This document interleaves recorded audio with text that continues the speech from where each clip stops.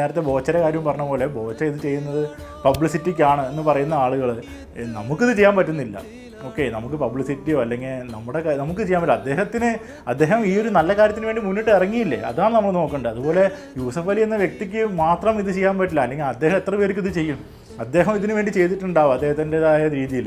പക്ഷേ നമുക്ക് ഒരിക്കലും യൂസഫ് അലി ചെയ്യട്ടെ അല്ലെങ്കിൽ അവർ മാത്രം ചെയ്യട്ടെ എന്ന് പറഞ്ഞ് നമുക്ക് ഇരിക്കാൻ പറ്റില്ല.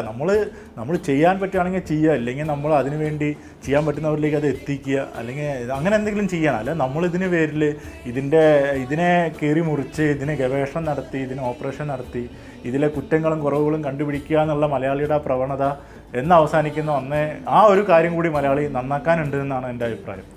അത് കൂടി ഒഴിവാക്കി. ഇപ്പോൾ നോക്ക്, ഇത്രയധികം മലയാളികൾ ഒന്നിച്ചതുകൊണ്ടാണ്, ഈ ഒരു നല്ല കോഴ്സിന് വേണ്ടി ഒന്നിച്ചതുകൊണ്ടാണ് ഇപ്പോൾ ഈ പൈസ നമുക്ക് സ്വരുക്കൂട്ടാനായി സാധിച്ചത്. അത് എല്ലാ ഭാഗത്തുനിന്നുള്ള സപ്പോർട്ട് കൊണ്ടാണ്. അപ്പോൾ മെജോറിറ്റിയും നിൽക്കുന്നത് നല്ലതിനാണ്, അല്ലെങ്കിൽ നല്ല കോഴ്സിനാണ്. ഇപ്പോൾ